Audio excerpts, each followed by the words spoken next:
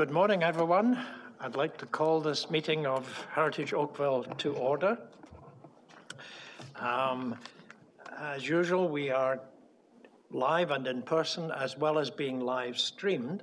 And if anyone is watching us from home and wants to follow the agenda, they should go to oakville.ca and look under Town Hall and committees and agendas, and they'll be able to follow the agenda as we proceed with business. Delegations can register prior to the meeting if they want to delegate online, but otherwise anyone present in the chamber today may wish, and who wishes to delegate, just indicate that at the appropriate time. We have 5 discussion items today and 3 agenda items, and I would remind everyone, I can hear a bit of an echo here. I don't know if it's just because I'm too close to the speaker or what, but we are an advisory committee and we give advice to Council, which the Planning and Development Council will deal with at its meeting on Monday, December the 4th, at 6:30 p.m. And if anyone wishes to delegate for that, they should let the clerk know by noon the previous day. Okay, so Madam Secretary, do we have any regrets for today? There are no regrets today. Jason Judson and Councillor Giddings will be joining us virtually. Good. Now, we did see Councillor Giddings off and on, and I can see a keyboard for Jason, so I presume Jason is lurking somewhere close to that keyboard. So welcome to both of you. And Dave, I can see you were outdoors for a while with an open neck shirt. You're not in Oakville, I take it. I'm in South Oakville, yes. It's lovely and balmy here. Oh, gosh.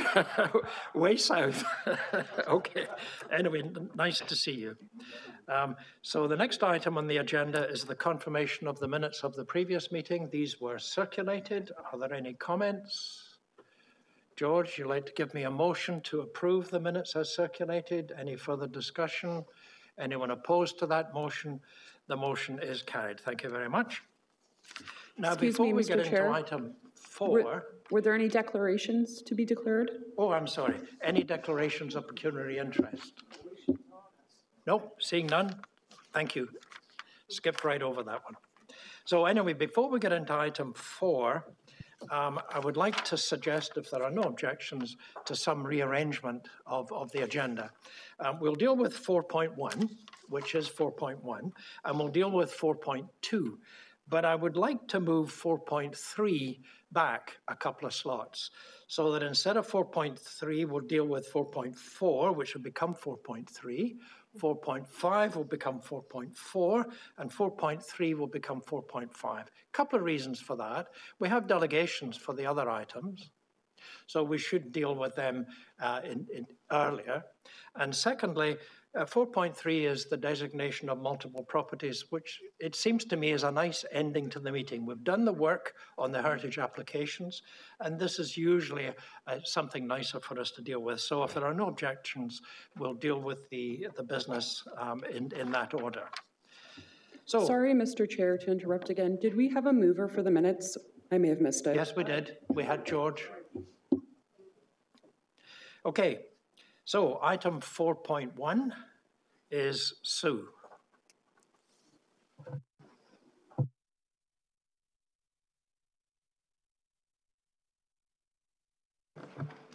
Thank you, Mr. Chair. This actually may be another short one. You'll all recall that this item, the proposed notice of intention to designate for the property at 3175 Lakeshore Road West, was deferred from our October meeting to this meeting. If you've read through the entire application package, following all of the research materials, which of course were carried over from the previous meeting, the applicant has requested a further deferral for an additional 3 months. This gives them time to consult with their own heritage professional. And I have run the proposed deferral just past our legal department to ensure that there are no potential issues. We have not identified any, and therefore staff would certainly accept an additional deferral as noted in the memo at the end of this report, rather than dealing with this issue for the designation today. Okay, Sue, thank you. It was interesting. I worked my way through the material and then discovered the little note at the end suggesting it might be delayed again. And has anyone got any objections to that as a deferral? Would you like to move that, Councillor Gittings? Councillor Duddeck, sorry. I'm really having a good beginning today. It's the cold weather. I need some more antifreeze. Yes, so we've got it moved to defer it again. As we've heard, there is no downside to the town's position with respect to the designation, and it just gives, I guess, the owner a bit more time, and we do want these processes to be participative as best we can. So is there any discussion on Councillor Duddeck's motion? Anyone opposed to that motion? None, so the matter is deferred. Thank you, Sue. So the next item is 4.2, which is the notice of intention to demolish 1312 Lakeshore Road East, and that's Carolyn. Thank you. Yes, thank you, Mr. Chair.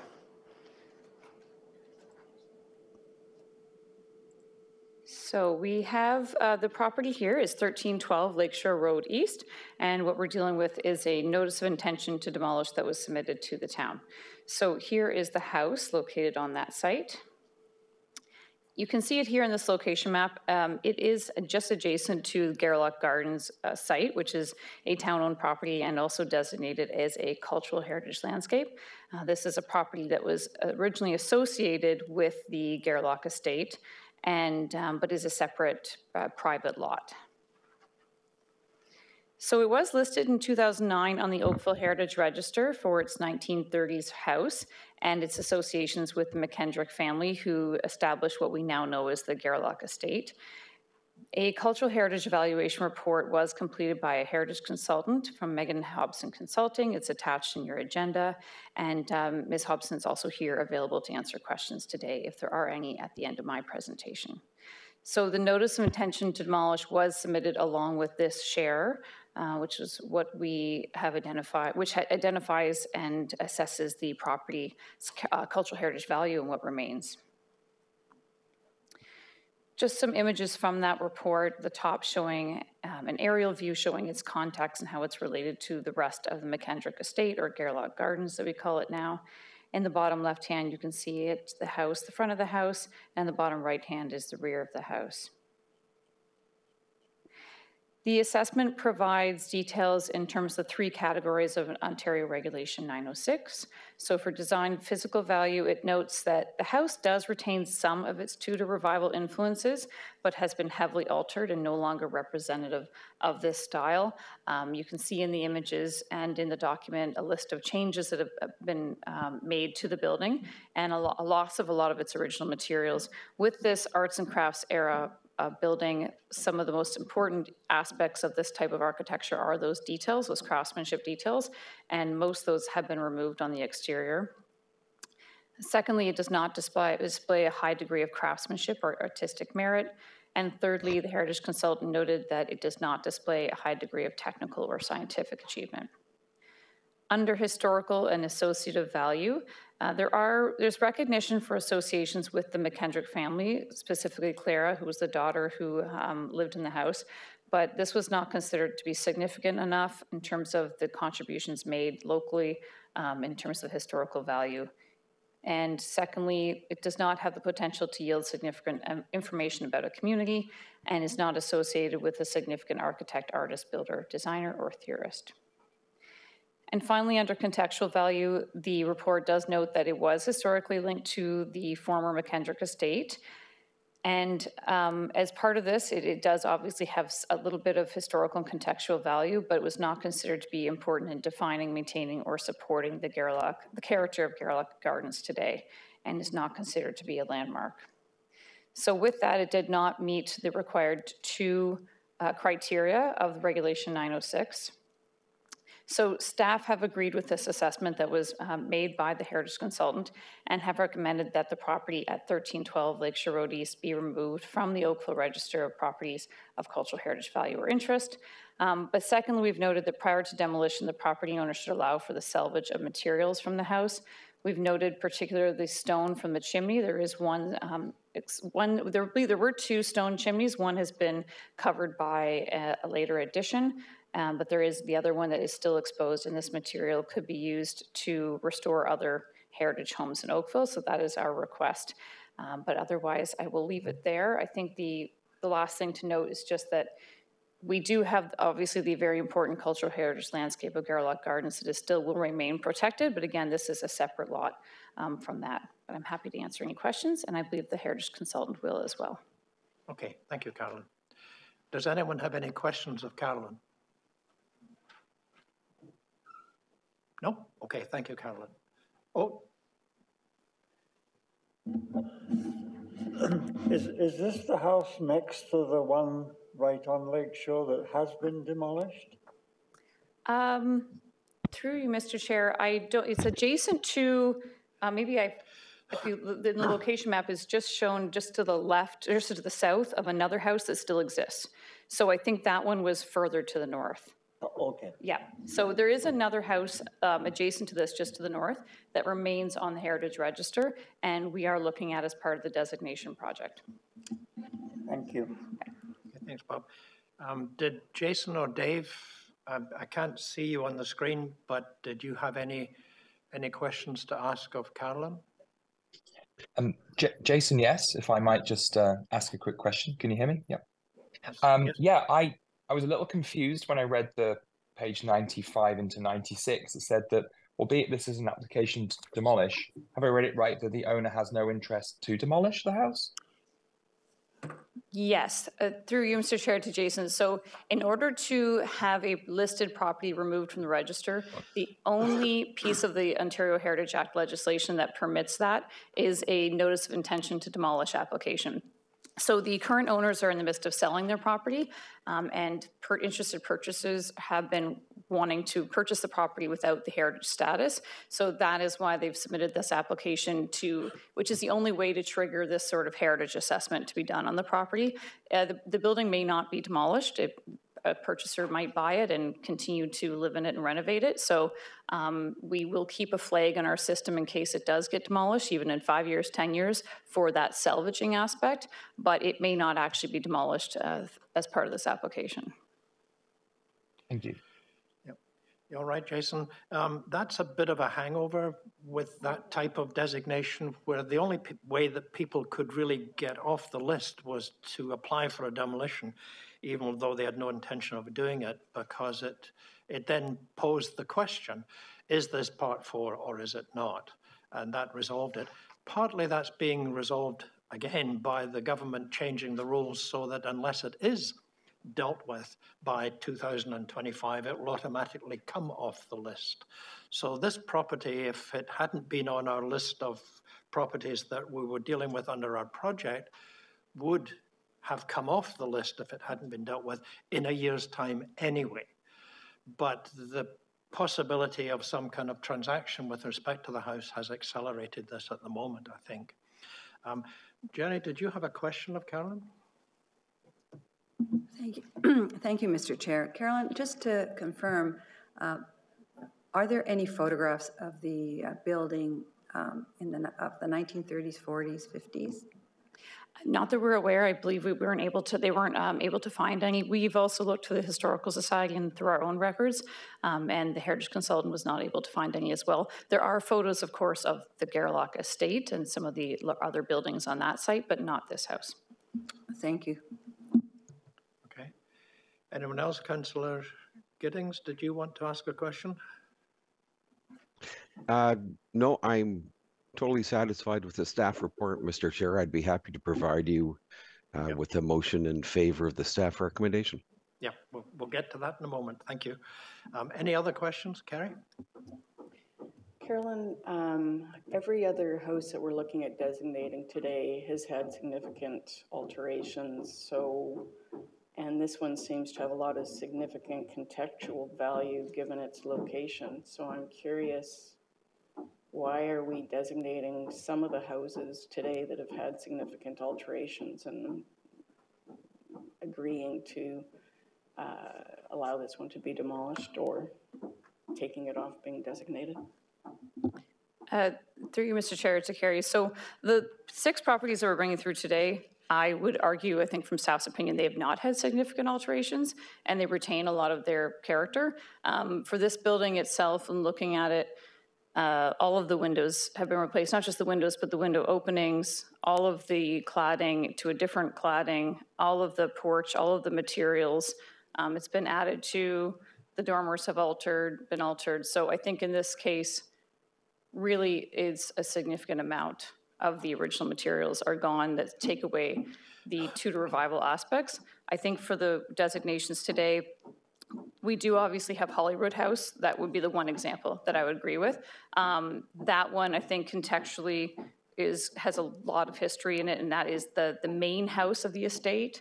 You know, Garlock Estate House being the most significant building of that estate. So that's where staff has landed on this one. Okay. Okay. Any other questions of Carolyn? Nope. Good. Thank you. Anyone else wish to speak to this application? No? No? Okay, good. So we're confined to the board now. We did get Councillor Gittings has made a motion to accept the staff recommendation. So if that motion's now on the table. Is there any further discussion? Is there anyone opposed to that motion? The motion is carried. Thank you.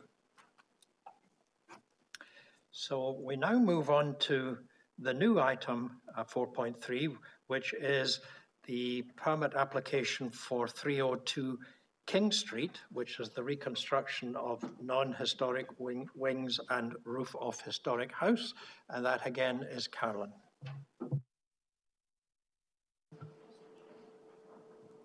Mr. Chair? Yes? Just, can we, with the construction behind us, how long is this going to be going on? Because it's very difficult to hear. I have no idea. Can the clerk find out for us? Mr. Chair, I'm just trying to get in contact with someone. Yeah, okay. Yeah. Yeah, it is quite distracting. And the sound is still not good. I mean, I could hardly hear a word of what Kerry said. But that's a different issue, I think. Okay. On you go, Carolyn. All right, thank you, Mr. Chair. So 302 King Street, this is the application we're looking at today, located in the Old Oakville Heritage Conservation District on the south side of King Street, just east of Trafalgar. Again, designated as part of the district and contains the circa 1857 George Chisholm House, which originally was a 1.5-story salt box that was expanded with new wings to the rear and the side throughout the 20th century.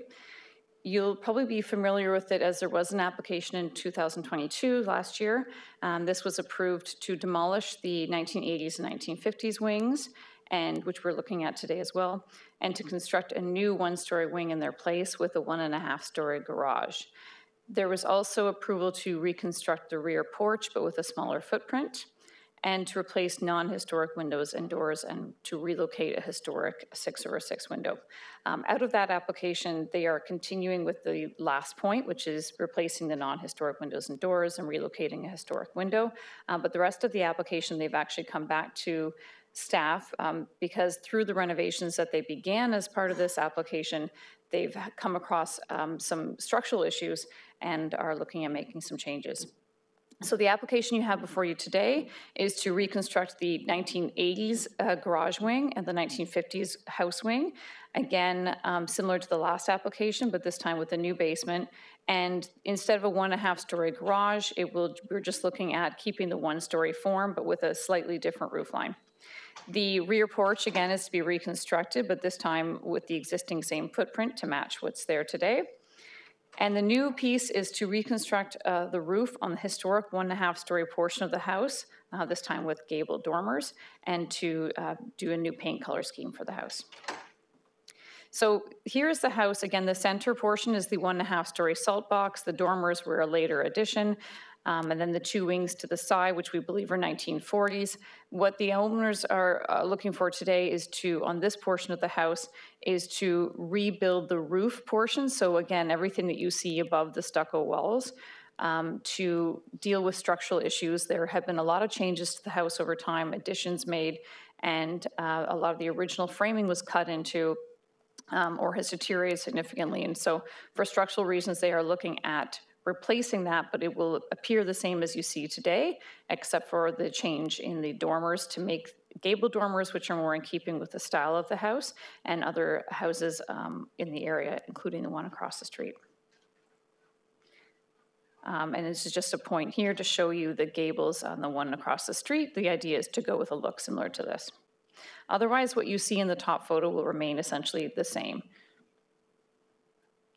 The other portion of the house, of course, these are the later additions. These are all different garages at different points, and there is no proper foundation, so they are looking at taking all of this down and reconstructing it as you see, but with a slightly different roof line, which I'll show you. And this is the rear of that wing, which again would be removed and replaced. And this is the rear of the rest of the house, and the porch, which will be reconstructed. There was originally a porch here from the 1920s on, but much of what you see today has been added and changed over the years. So they are looking at replacing it because, again, it just has deteriorated significantly. But to keep it essentially is what you see there, just rebuilding it with wood materials to match. And this is no impacts here. This is just another view from the southeast to the rear of the house. So here is the site plan application.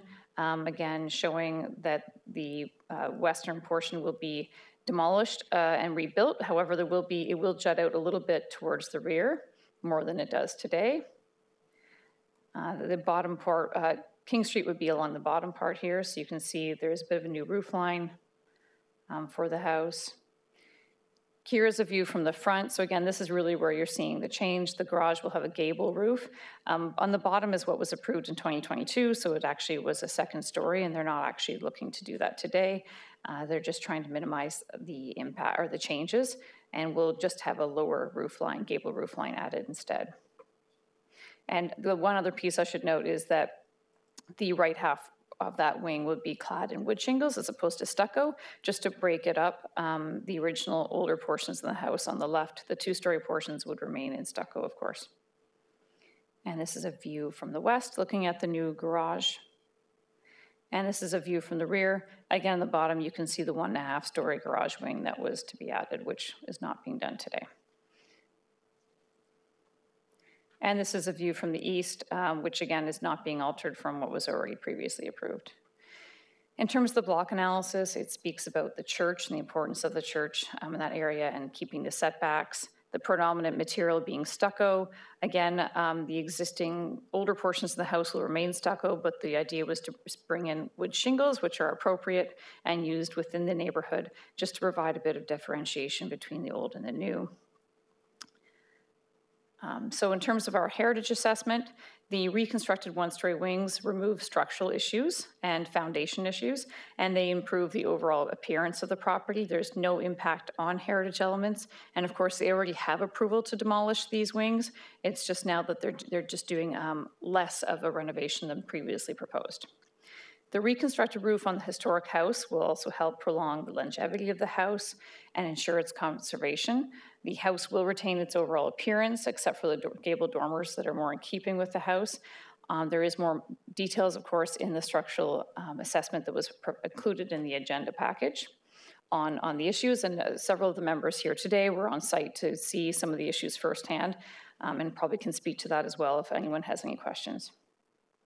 The historic detailing and materials are to be retained and restored, and again, the new wing with cedar shingles will help distinguish from the original stucco structure. So our staff recommendation is that the application be approved, subject to the following: the standard condition that final details on the windows, doors, trim, cladding materials, and paint colors be submitted to Heritage Planning staff for approval. And again, I should note, and it's in the report, that they are proposing a different color scheme, more of a multiple different colors of warm grays And then secondly, the permit expired 2 years from date of approval. I'm happy to answer any questions, and we have the agent for the owner as well here. Thank you, Carolyn. I think those of us who actually attended the site visit can attest to the fact that the interior having been reduced to glass and studs, you could see even to the non-expert eye that there were significant structural issues to be dealt with. Councillor Duddick. Thank you.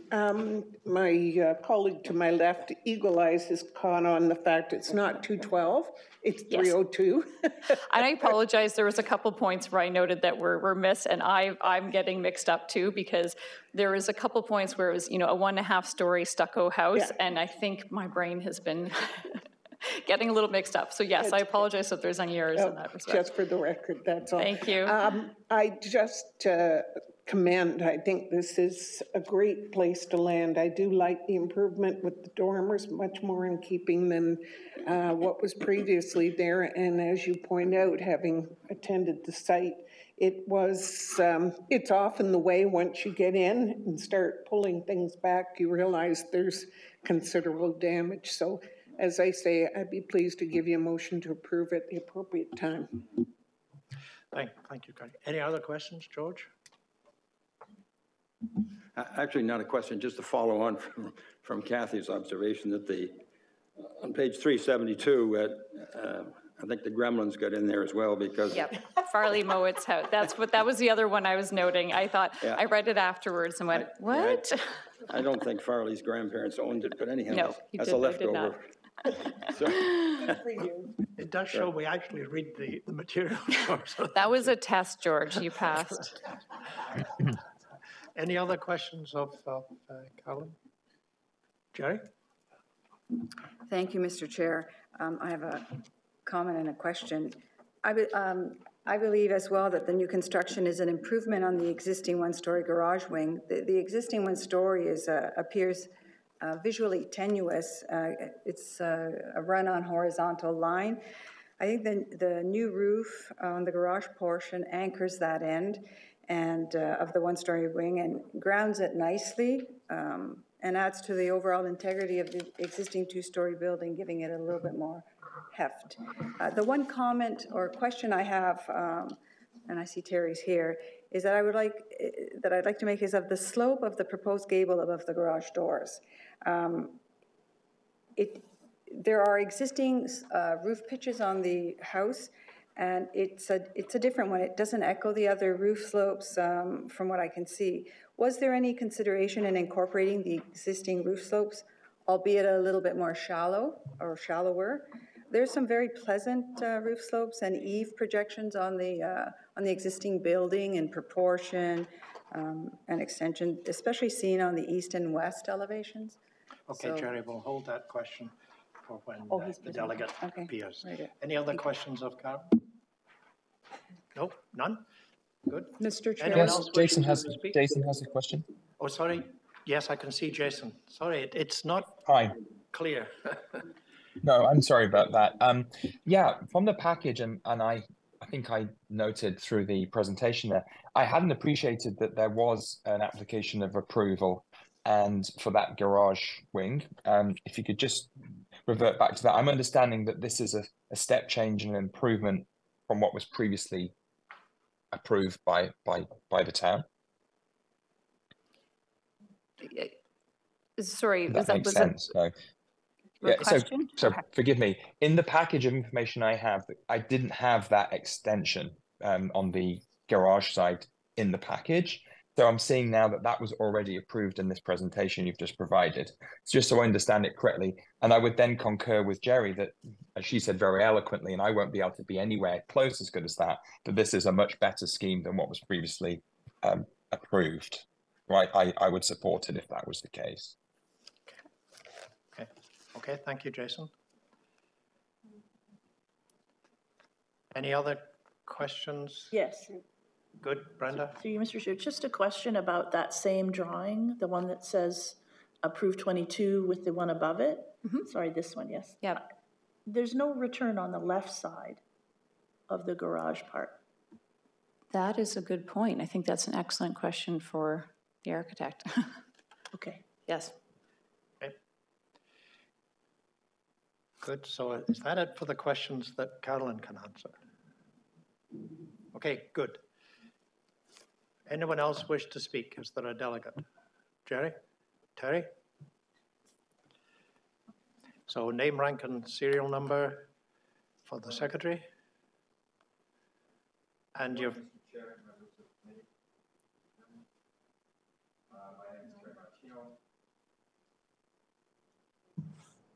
With Gren Weiss Architect, there we are, and Associates, and we are the agents for the owners at 302 King Street. I'd like to thank Carolyn for her presentation, comprehensive. I think the proposal is fairly clear through you, Mr. Chair, if I could answer Jerry's comment first. I believe the roof slope came from a desire to, as you had mentioned, to anchor the building at the end. I note that it's only 7.5 and 12, so it's not exactly a steep roof. Other than that, I believe that Gren thinks that it's appropriate and a little more dramatic than the shallow roofs that are on the existing building. Short of that, or at least in addition to that, I don't have any other comments. With respect to the one eave, I think that's a construction issue that if the eave was brought down to as seen on the right-hand side of the building or the west part of the property, it would interfere with the lower eave on the existing link, and we're trying to match up and keep the existing height of that link even though we are rebuilding it. So you sort of get the asymmetrical form at that point. Other than that, I'd be happy to answer any additional questions that the committee may have. I hope that answers your question. So, Jerry, did that pick up on your comment? Thank you, Mr. Chair. Thank you, Terry. If you can bring it back to Gran and see if he can take another look at the roof slope, maybe? Through you, Mr. Chair, I will endeavor to do that so that the drawings resubmitted to Carolyn at the time, as well as the building permit, I will undertake. Thank you. We can maybe shallow it up a bit. Thank you. Brenda? Thank you, Mr. Chair. I still think that's an issue. I thought it was just an error in the diagram. I still think that's an issue for lack of symmetry. Okay. I'm having trouble hearing you, Brenda. Okay, sorry, Mr. Chair. I thank you for I thank Terry for the correction to say it's not an error in just replicating the diagram, but I still think there should be symmetry. Okay. Mr. Chair, I don't know if I'm able to add anything at this point. The one thing, just for Brenda too, is that porch where that door is, it extends beyond, just making sure we're all looking at the drawings. It's hard to see with the two-dimensional drawings, but the porch will actually be extending beyond the garage there. So I don't know that it'd be as noticeable because it isn't completely a symmetrical form there anyway. Just when you look at it flat right at the drawing, it does look like it's missing, but if we were to do a sort of three-dimensional view, it wouldn't look as obvious because there's a whole porch projecting in front of the garage, like in front of the garage to the left. I don't know if that helps at all.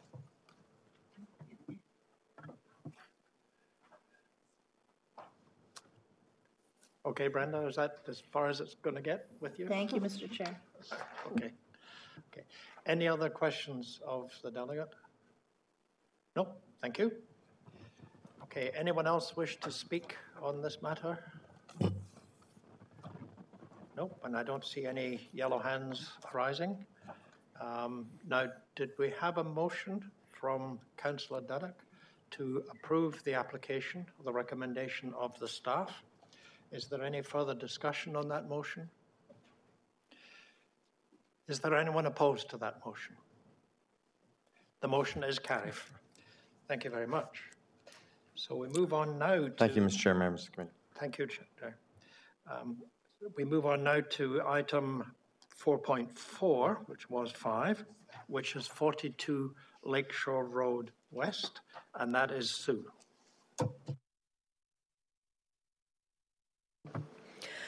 Thank you, Mr. Chair.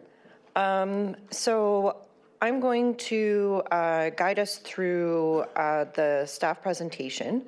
I believe there are delegates registered to speak regarding this item as well. But I did just want to clarify for the committee's benefit, this is not a heritage permit application. We are not looking to approve or deny an application. What we are looking to do today is to receive information about a proposed planning application that the town has received and to receive your comments on it. And so I'll give the presentation. This is the information you will be receiving. The staff recommendation, the motion is to receive the information. And when it comes to the committee's discussion time, staff will be making note of your comments. That will be recorded as part of the minutes and shared with the developer for this particular proposal. So just to give you an outline of how this particular item is to be dealt with. So I think a lot of us are familiar with the property at 42 Lakeshore Road West.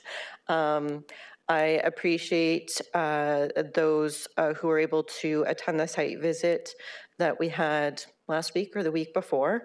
And if you weren't able to attend, I'm sure that most of you are familiar with the site regardless, given that it is a very publicly accessible site located on the town's main historic commercial thoroughfare, Lakeshore Road. And so what I want to do before going through the information that's included in the staff report in regards to this specific development application is to provide you with a little bit of context, because I think there's been a little bit of not confusion, but there's a very long history on this site that predates my time with the town, and I've been here for almost 15 years. So the first development application that we saw for this site dates back to 2008, 2009. The developer at that time was JRB. Most of us know that as John Bowman's company. And this is actually the developer that has fully supported the heritage designation bylaw of both the house and the historic magnolia tree on the property. And so while they were certainly proposing a new development that would kind of surround and go behind the historic elements of the property, the historic house and the magnolia tree were retained in situ, and the development was crafted around that. Unfortunately, that development, I believe, got caught up in some unfortunate economic circumstances at that particular time, and it never proceeded. Following that, I should also note that the property has also been vacant since at least 2007, if not before that. The next development that came forward, the property was purchased by Delridge West Harbor Developments. And there's quite a bit of history that took place between 2013 and 2016. Delridge was also proposing a 4-story development on the site. They retained the historic house on the site, but were proposing relocation. And it's during this particular period that the historic magnolia tree was dug up without heritage permit approval. Charges were subsequently laid. The tree was removed from its root balling system and replanted, but unfortunately, it did not survive. The tree's health was weakened, a fungus took over, and in 2016, they were back before the Heritage Advisory Committee and Council for a heritage permit to remove the tree, as it did not appear it was going to survive. This was backed up by arborist reports, and as a condition of approval for removal of the magnolia tree, we did require propagation of the tree from the remaining healthy components, and that was undertaken. There were about 75 samples that were taken from the historic magnolia tree, and staff have documentation that indicates that they were sent to a magnolia tree specialist in British Columbia for propagation and growth. Unfortunately, nothing actually happened with the Delridge West Harbor application either. The property was sold again. And was picked up by the Hirsch Development Group. And so this is the 2019-2021 phase of the property. The general development concept there was a 5-story mixed-use property. Again, they were retaining the historic house on site, but were planning on relocating it, and of course using the propagated magnolia tree back on site. It was during this phase of the property's ownership that the restoration of the house was being very seriously contemplated by those owners. They undertook a number of works inside the house to improve its structural stability, shoring up of all of the timbers. Unfortunately, they also were the ones, I believe, who removed the exterior stucco in the best intentions of course, completing new stucco.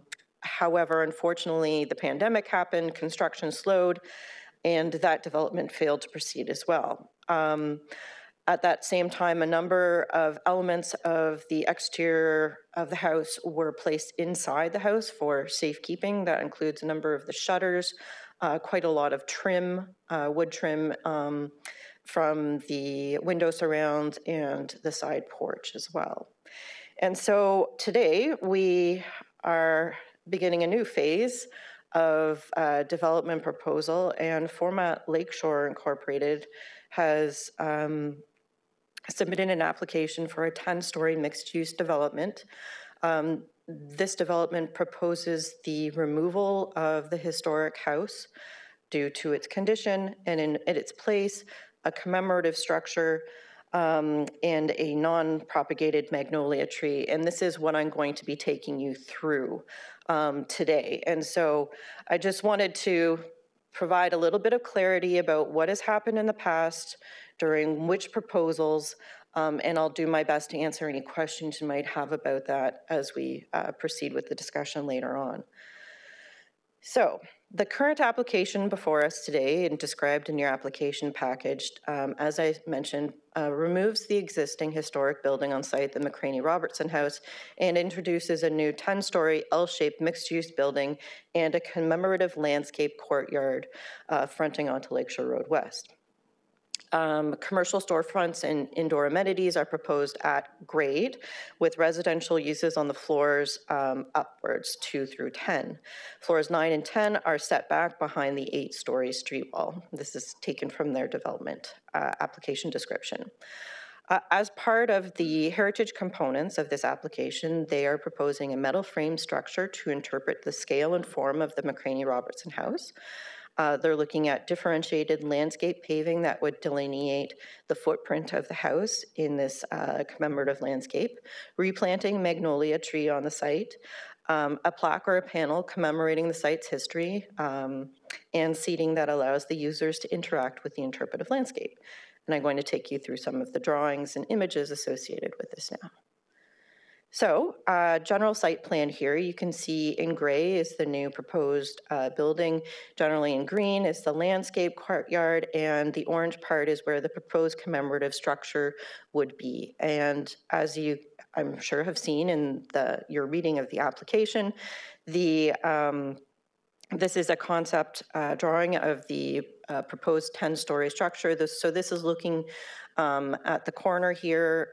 So the historic house would generally be at the right side of the new building, taking us right over here, where you can see the commemorative structure that mimics the form and tries to illustrate the footprint of the historic structure.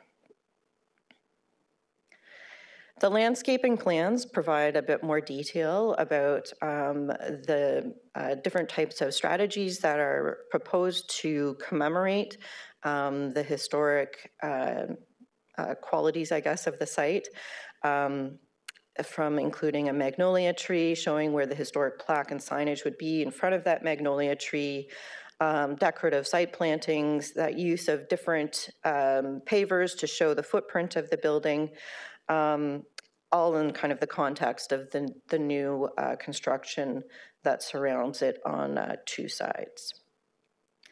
And so these are just a couple more images taken from the Heritage Impact Assessment. That's part of your application so that you can see kind of an aerial view as well as a view from within the structure itself.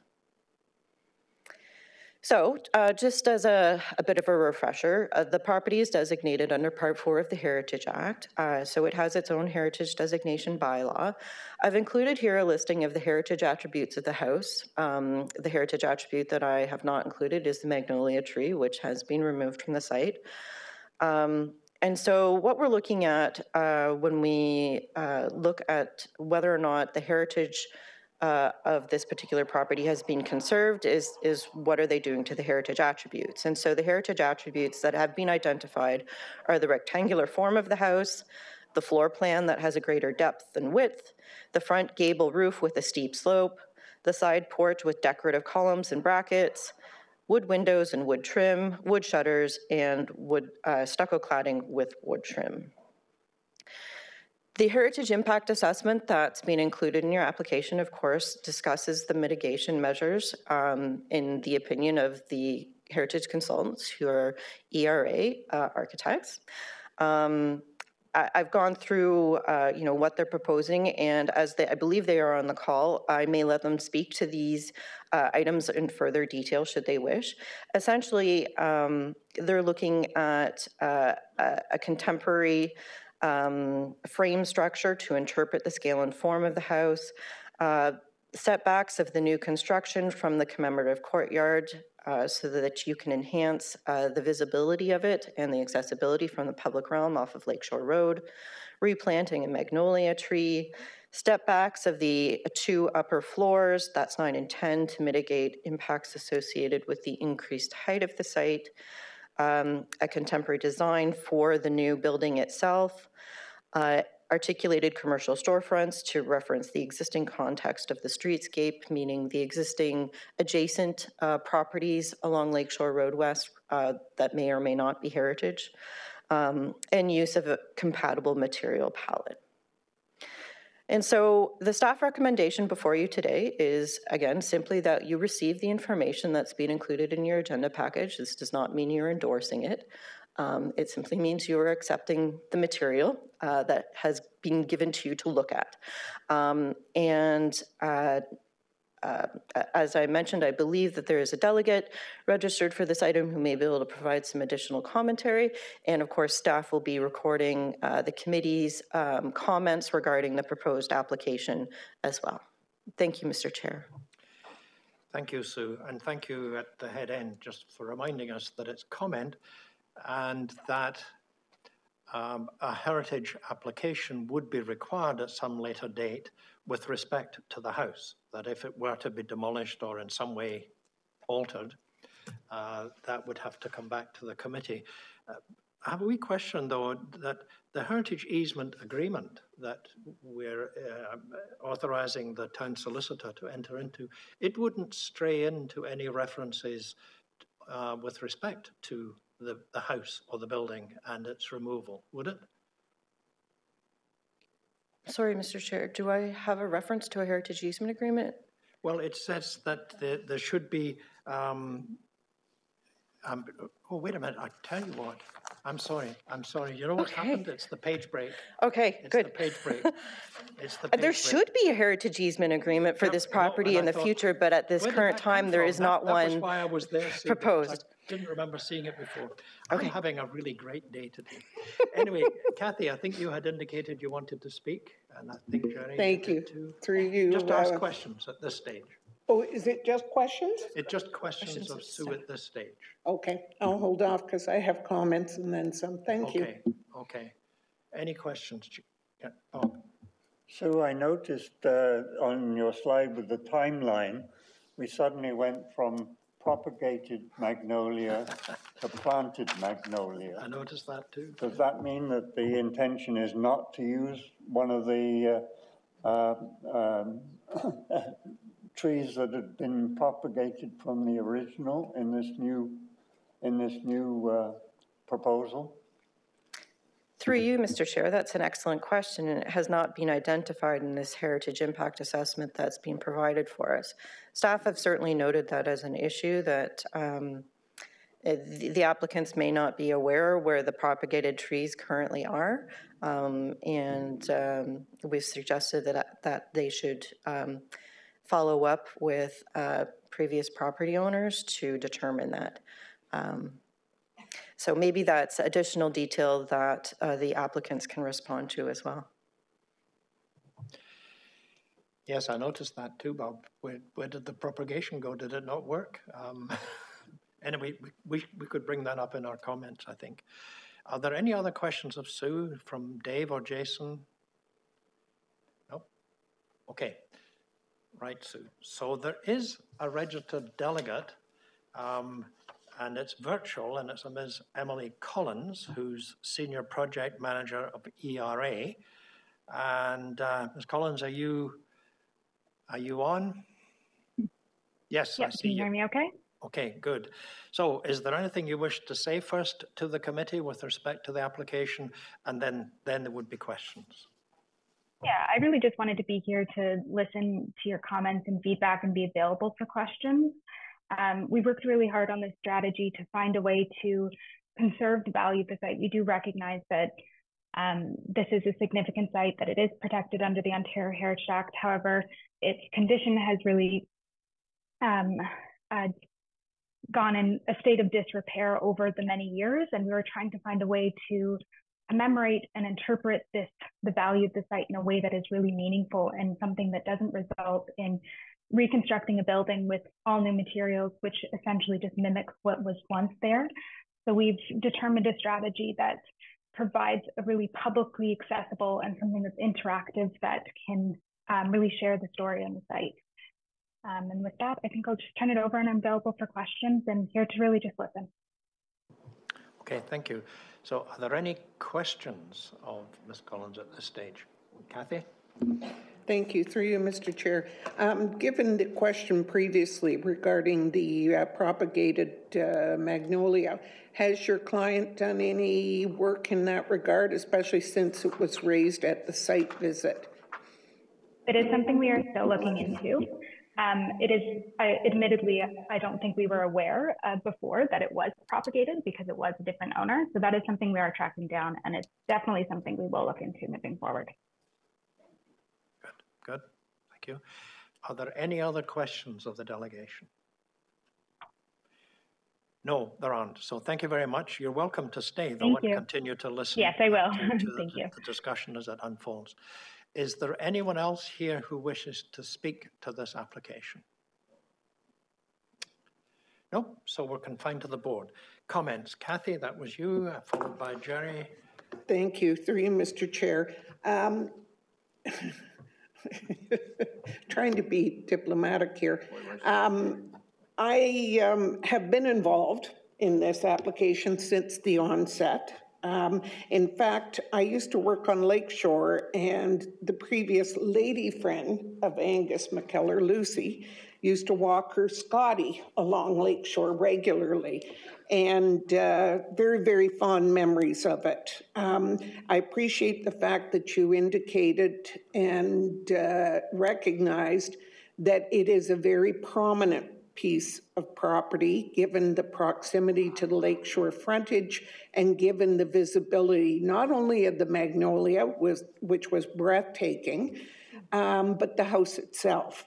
And I have serious problems with you not maintaining the heritage designated property. Even the previous owners also recognized that there was work needed, and the agreement was that it was to be removed from the site to enable construction to take place, rebuilt, and put back on the site. And at one point, there was discussion regarding the use being either an art gallery or something else that might be compatible. In fact, in one rendition, they provided a breezeway from the heritage home to the new proposed building. Having had the opportunity to go and do the site visit, I was extremely encouraged to see all the work done structurally inside to maintain it, albeit from the outside, with, as Sue had indicated, the stucco having been removed, I guess for exploratory reasons in terms of restoration. it's quite solid from what I can see. So I still maintain that it should be preserved, it should be rebuilt, and just like the previous owners had also committed to undertake, I find the metal structure insulting. I can appreciate from your applicant or your client's perspective, they're trying to do their best to give it due recognition. To me, it looks like the skeleton of a body, and given the prominence of that home, as I say, I find some of these interpretive, what shall I say, structures, they're insulting to what was there. And there is no reason why you can't do similar to what others did. There is no footprint being used for the building itself. So this area is still quite flexible in terms of maintaining the house. The propagated magnolia, that was a crime. And I guess my concern is that the client didn't even know about it. Mind-boggling when you purchase a property that you don't do your due diligence to find out what was previously agreed to and what the history was on the property. So I still maintain that propagated magnolia is one that I definitely want to see, and the community would like to see, that we're not wiping out and just replacing with the brand new. Those are my comments for now, Mr. Chair. Thank you, Kathy. Jerry, you had comments? Yes, thank you, Mr. Chair, through you. And to add on to Councillor Duddick's comments, this property, it is disturbing to see that we've come to the place that we are at today. This has obviously succumbed to the category of demolition by neglect, of buildings that are simply let fall down. In this case by previous owners and circumstances.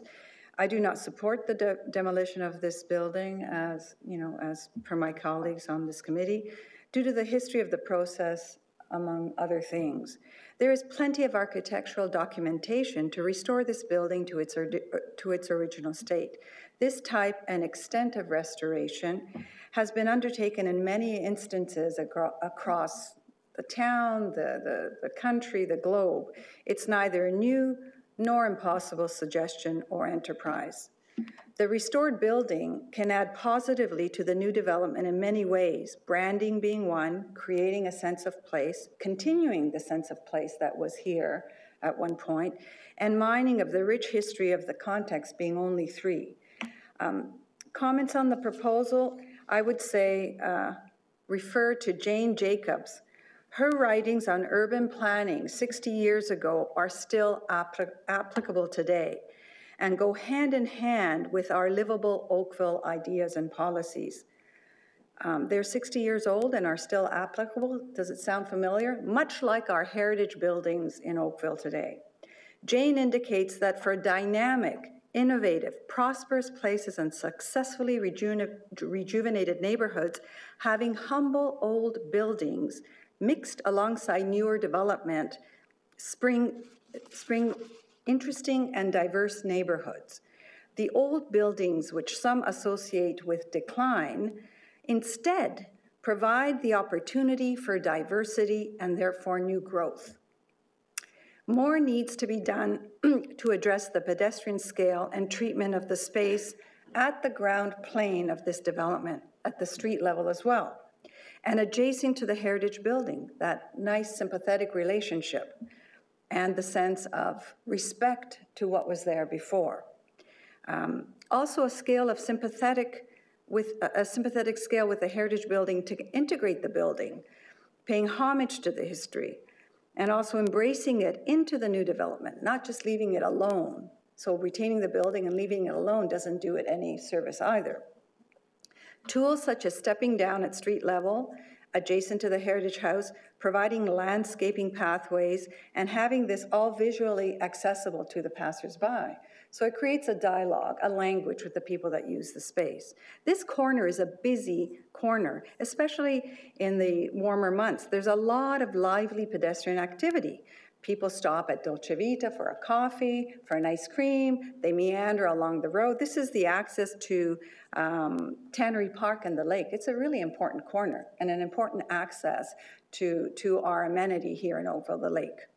I love the idea of the landscape that I see in this proposal.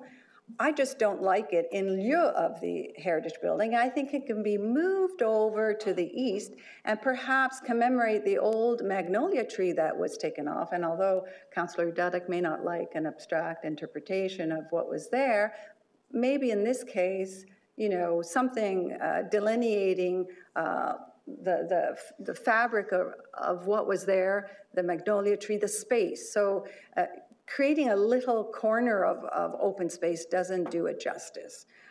This is a large development. And I think that we have to look at small-scale ideas to create diverse and vibrant neighborhoods. That's what I have to say. Thank you, Mr. Chair. Thank you, Jerry, and I'm sure note was taken of those comments. Are there any others who wish to? Brenda?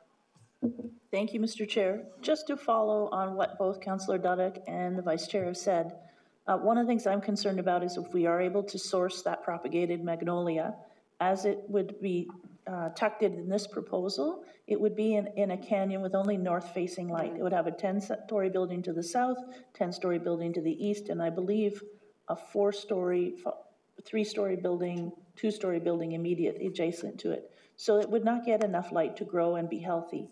So I would support flipping the orientation of the building so that anything to do with the tree and the historic home are on the corner. One, so that whatever tree we put there would survive and get some daylight, at least from the east in the early part of the day. And also so that that corner is remained open and becomes a connection between the lake, Tannery Park, and the lakeshore itself. Thank you, Brenda. Thank you. Are there any other comments? George? Just thank you, Mr. Chair. Just following through,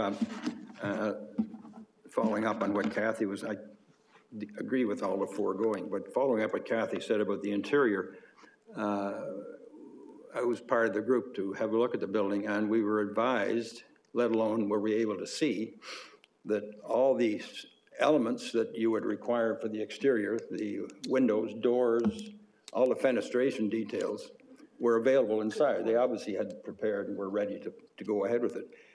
In addition, we were also advised that, and you could see with your own eyes, that the structure was reframed, I should say, with new 2x4s throughout and 2x6s, and you could see that exactly was ready to go. That the only thing you have to do is put on a new roof and rough cast exterior, rough cast stucco exterior. Everything else is there. I don't understand the idea they want to demolish and get rid of it, because it's ready to go. And whether you leave it on that site or you move it as suggested, that's neither here nor there, I think, at this stage. I agree with the size of that building, the height of it. There'll be no sun at all. You can see it in the sketches too. Thank you. Thank you, George. And the use to which the interior is put is not our concern. They can do what they like there. They can link it to the main building as one of the other proposals, because I go back all the way back. It was the tree that first got everybody going at 42 Lakeshore. And it is a shame that it's had so many interruptions in its development history, which has contributed to the neglect of the house, because it just seemed to be an accumulation of different owners, different plans. But these are all good comments. Dave and Jason, have I caught you all right, if you wanted to say anything? I'm good, thank you. Yes, yeah, thank you for the opportunity, Mr. Chair. Having followed this property for a very long time, I certainly concur with the comments made by our committee colleagues, and particularly Councillor Dudek, who spoke to this the other evening as well. So thank you very much. Yeah, thank you. And Jason, you were fine? Yeah, I'm fine at this point. Thank you. Okay, thank you. Yes, it's interesting to note the passage of time, the inflation of the building height, and the and the spectral nature of the house, which I think is not really catching people's imagination. Okay, good. So we have a recommendation that we receive the report. Can somebody give me that motion? So, Russ? Russ has given me the motion to accept the report. Any further discussion? Anyone opposed? No, thank you. Good. Right, so we will move back to the notice of intention to designate multiple properties, which I think is Carolyn.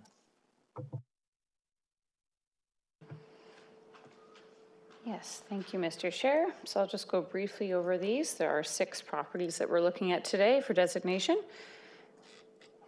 First is a Holyrood House, which was significant as the former parsonage for the church and also as part of an estate. So we'll get into that, located in south of Lakeshore Road West.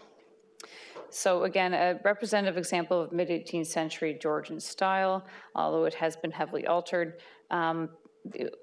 Strong associations historically with St. Jude's Church, one of Oakville's oldest congregations, as well as association with the theme of Lakeshore Estate development and with its former owners, Dr. William T. Stewart and Gordon Lefebvre.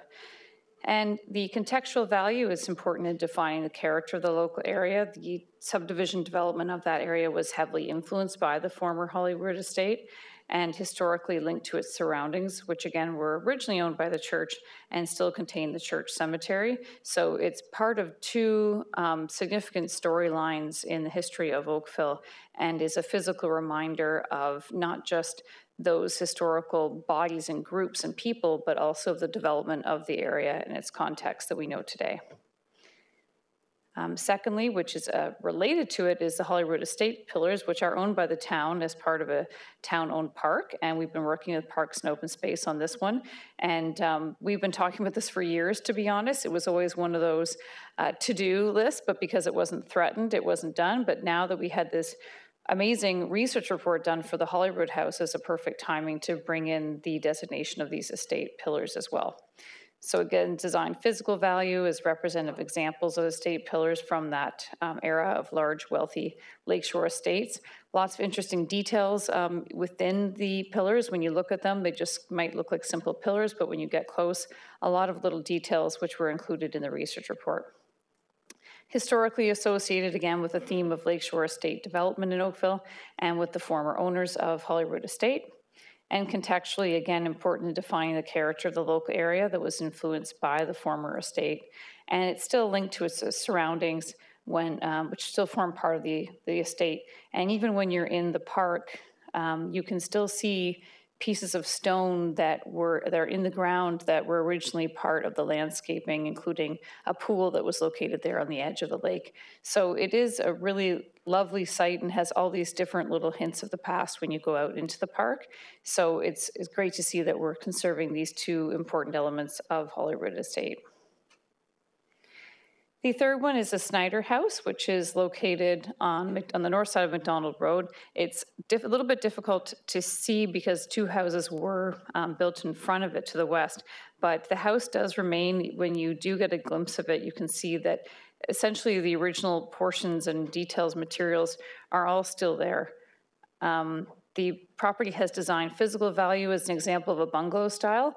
It does have influences from the Queen Anne, Edwardian, and period revival styles as well. It's a bit of an eclectic mix, which is also significant of or representative of the owner at the time, Louis Snyder, who had it built for him and his wife, Mary, which I think he wanted to sort of show off a little bit. And so there's lots of little details and architectural styles that they included in the building.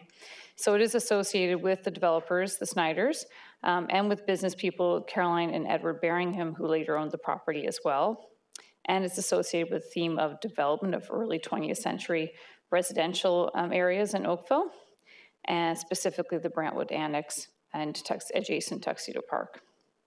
So contextually, it's important in supporting and maintaining the character of these subdivisions and is historically linked to these surroundings and continues to contribute to the understanding of the local residential development area of this area. Next is the Cuthbertson House at 323 McDonald Road. This one is representative example of a Dutch colonial revival style home. It's associated with the early 20th century development of this area, specifically Brantwood Annex. It's also associated with owner Norma Ecclestone, who is a longtime resident and local philanthropist in Oakville, and there's some really interesting history included in the research report on her as well. Contextually, again, similar to the other ones, important in supporting, maintaining, defining the character of the area, and contributes to the understanding of Brantwood Annex and these important residential subdivisions. The Dowding House is next. Representative example of a Tudor revival style associated again with the theme of the 20th century development of this area, as well as George Molesworth, who was a well-known local resident and architect who designed the building. It was also owned by members of the Hilmer family, who were an established local family that made significant contributions to the development of Oakville and businesses within Oakville. And again, it's important contextually as being a significant part of Brantwood subdivision. The Crossley House, located at 383 Spruce Street, which is that in the bottom photo, you can see when they were still developing this area along Douglas Avenue. You can see the house right at the very end when behind that tree, which I think was also referred to, we've heard by as a talking tree. This is where people would meet along Douglas Avenue before it was taken down. I think one of the really interesting things about the Brantwood, Tuxedo Park areas is when they were developing them, they left a lot of the existing trees, which of course does not happen today in new subdivisions. And so you can see even in the Crossley House, there is a tree to the right and to the rear that the owner has actually requested that we include. And so we haven't included at this stage yet, just because this is more recent conversations, but she would like to include the oak tree to the right of the house, you can see in the top right-hand corner. There is another beautiful spruce tree in the back, but there may be more concerns that it is quite close to the house. But the oak tree is a beautiful, majestic tree, and the idea is to conserve it despite the large acorn that fell on my head and bruised my head for several days because it is such a large tree and we had so much rain this year, the acorns were massive. But you can see when you're on the street just the significance of these trees, many of which were there before the construction of these homes. So that is something we're looking forward to working with the owner before we take a final bylaw through. So again, representative example of a vernacular brick house influenced by the arts and crafts movement and Edwardian classicism. This one is associated specifically with Tuxedo Park, which was a later subdivision right after Brantwood, and again, contextually important to these neighborhoods. And the staff recommendation is that these 6 properties be designated under Part 4 of the Heritage Act, and we'll be bringing these forward to Council for approval as well at a later date in the new year. Thank you, Carolyn. Good to hear the proper pronunciation of Holyrood House. As everyone will know, that's the royal residence in Edinburgh. The Holyrood is the Holy Rood or the Holy Cross is what it would really mean. And it has been the royal residence, I think, probably since the 13th or 14th century, with bits added to it. All good reading, again, to read some of the histories. Have we any feedback from any of the owners? We have support for all of them except for the Snyder House, which we have not been able to get in touch with the owners. We've been reaching out through letters and site visits. It is common that we don't hear back until they get a letter from the clerk's department, which they tend to maybe take a little bit more seriously than our letters. But we'll continue that process. And we do like to, obviously, before taking these final things through the final process with council, to make sure that we've been in touch with them. But this is our first point of making it public, and after that, we'll attempt to continue to reach out to them. Good, good, thank you. Any questions of Carolyn? Bob? With Holyrood pillars, does the designation include the park or just the pillars? Through you, Mr. Chair, to Bob. So this one will be the property itself always has to be designated. So the whole of the property will be designated, but the pillars will be the only attributes on there that are actually included. So yeah, those are the only 2 pieces that structurally that we'll be looking that have to be maintained and ensure that they're properly repaired by the town ongoing. Good, thank you.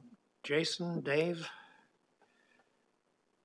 Okay? No, great information. Thank you. It was really good reading. Thanks again. Appreciate all the hard work.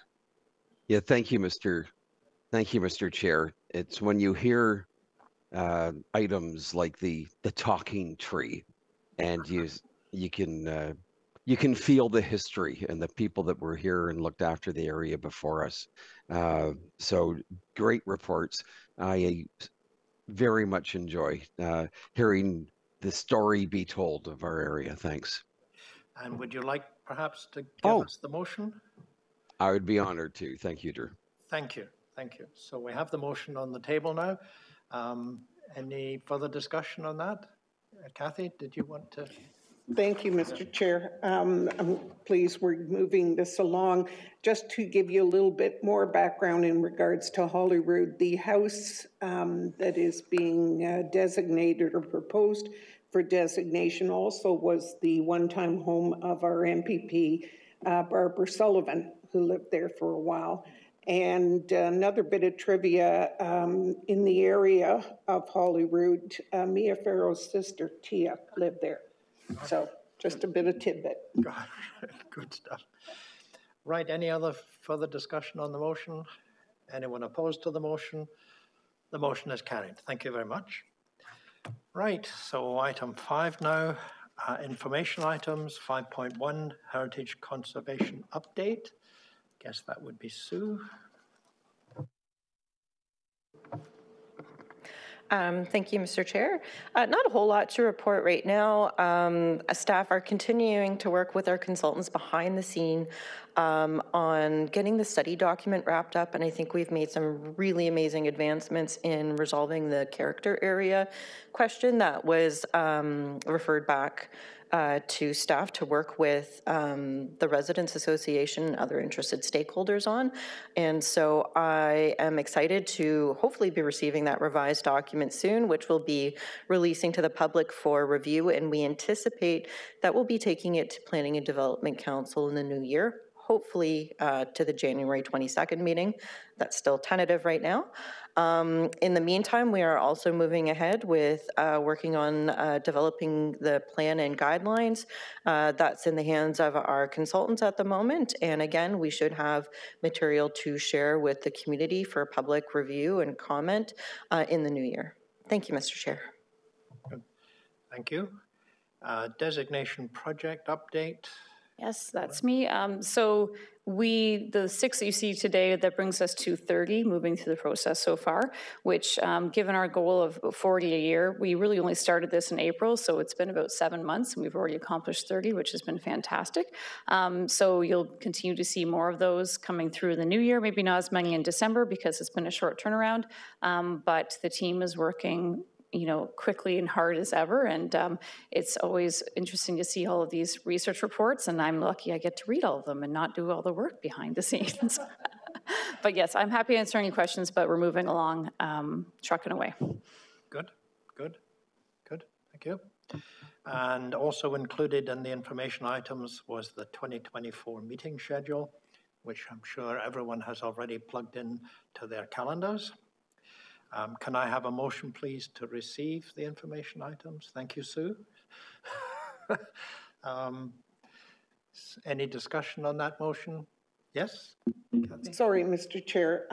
Not a discussion, just if I could ask people to just stay behind after we adjourn, because I'd like to make an introduction.